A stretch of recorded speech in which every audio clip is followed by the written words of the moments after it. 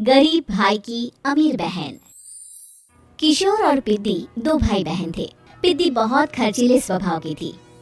वो जितना कमाती अपने ऐशो आराम में पैसे उड़ा दिया करती। लेकिन किशोर समझदार था, घर को साथ लेकर चलना जानता था। अपनी बहन के जितना कमाता तो नहीं था, लेकिन फिर भी वो किसी तरह घर का खर्च चला लेता था।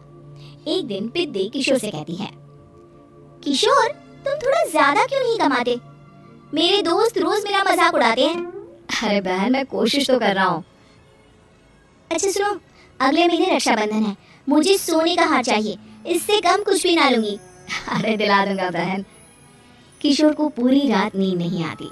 उसके दिमाग में बस ये चल रहा था कि उसकी माली हालत इतनी बिगड़ चुकी है, अब वो सोने का हार कहाँ से लाएगा।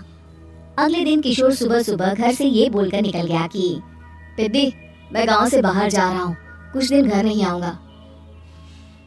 किशोर ने अपने काम के साथ साथ फेरी में कपड़े बेचने भी शुरू कर दिए, जिससे वो ज्यादा से ज्यादा पैसे कमा सके। रात में वो एक बिल्डिंग की चौकीदारी भी करने लगा।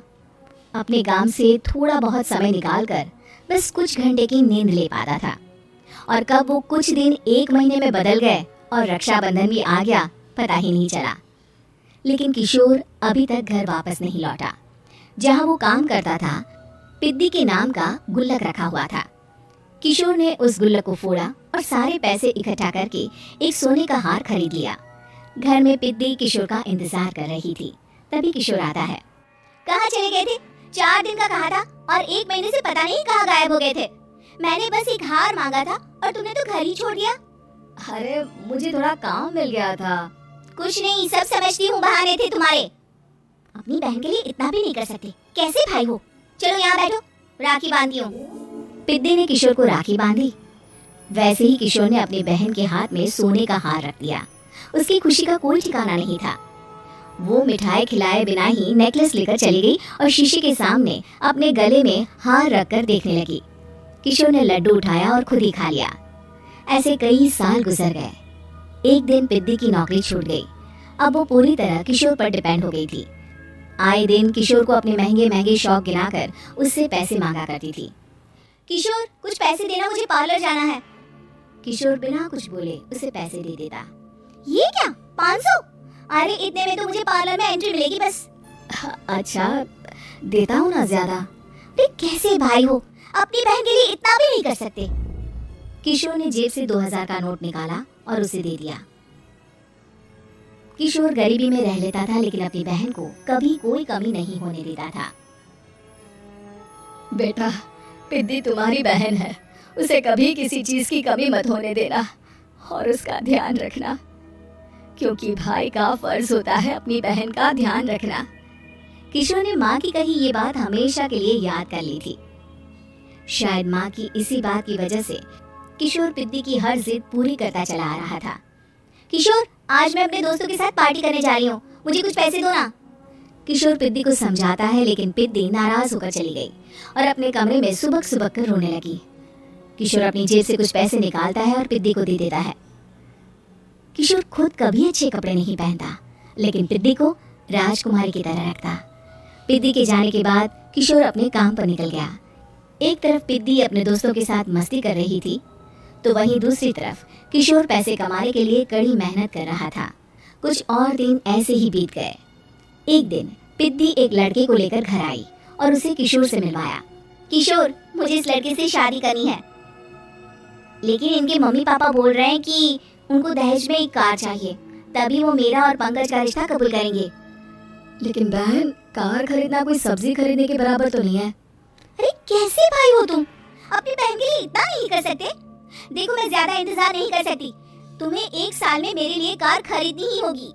अच्छा पंकज, एक काम करो, कल तुम अपने माता पिता को घर बुला लो, मैं उनसे तुम्हारे और पिद्दी के रिश्ते की बात कर लेता हूँ। अगले दिन किशोर के छोटे से घर में पंकज और उसके माता पिता आते हैं। बेटा, तुम्हारी बहन ने हमारी शर्त तो बता ही दी होगी। जी बेटा, तुम तो इतने छोटे घर में रहते हो, दहेज कहाँ से लाओगे? मैं अपनी बहन की खुशी के लिए सब कुछ कर सकता हूँ। पंकज और पिद्दी का रिश्ता तय हो जाता है। किशोर अब अपनी क्षमता से 4 गुना ज्यादा काम करने लगता है। सुबह सबके घरों में न्यूज़पेपर फेंकता, दिन में मजदूरी करता और रात में चौकीदारी करता। खूब मेहनत करके किशोर ने अपनी बहन की शादी के लिए पैसे जुटा लिए। उसने अपनी बहन के लिए कार खरीद ली। जब वो पिद्दी के ससुराल वालों से मिलने गया तो उन्होंने किशोर से और पैसों की मांग की। इस बार किशोर हार चुका था। पिद्दी, पिद्दी माफ करना, मैं तुम्हारी शादी उस लड़के से नहीं कर सकता। वो लालची लोग हैं, उन्हें सिर्फ पैसों से मतलब है। देखो किशोर, मैं पंकज से ही शादी करूंगी। क्योंकि पिद्दी ने तो किशोर की बात न मानने की जैसे कसम खा रखी थी। किशोर ने पंकज को घर बुलाया। पंकज, तुम अपने माता पिता को समझाते क्यों नहीं हो? भैया, वो हमारी शादी के लिए मान गए, मेरे लिए तो यही बहुत बड़ी बात है। हम एक काम कर सकते हैं, दहेज की रकम में से कुछ पैसे मैं आपको दे देता हूँ। अरे लेकिन समाज वाले क्या कहेंगे? अरे जब दुनिया को पता चलेगा तब ना। अच्छा, कुछ पैसे मैं अपने मालिक से कर्ज में ले लेता हूँ। कुछ पैसे पंकज देता है, कुछ वो कर्जा लेता है और अपनी उम्र भर की कमाई वो अपनी बहन की शादी में लगा देता है। आखिर में पंकज और पिद्दी की शादी हो जाती है। पिद्दी की विदाई के बाद किशोर बिल्कुल अकेला पड़ जाता है। अब उसका कमाने में भी मन नहीं लगता। उधारी वाले रोज घर में आकर बैठ जाते हैं। अरे किशोर, अब तो पिद्दी की शादी को 5 साल हो गए, अब तो हमारा पैसा लौटा दो। चाचा, पिद्दी के जाने के बाद किसी भी काम में मन नहीं लगता। अरे तो हमारा पैसा कैसे वापस मिलेगा? जी, कुछ करता हूँ मैं। किशोर के ऊपर बहुत सा कर्जा चढ़ गया था, इसलिए उसने तय किया कि वो ये घर बेचकर सबके पैसे लौटा देगा। अगली सुबह शहर के किसी साहूकार को उसने अपना घर बेच दिया और सबके पैसे लौटा के वो गांव छोड़कर चला गया। पिद्दी ने शादी के बाद कभी अपने भाई का हाल तक नहीं पूछा। किशोर को फर्क नहीं पड़ता था, बस ससुराल में उसकी बहन खुश है ये जानकर उसे खुद की खुशी मिलती थी और ये सोचकर कि उसने माँ से किया हुआ वादा पूरा कर दिया।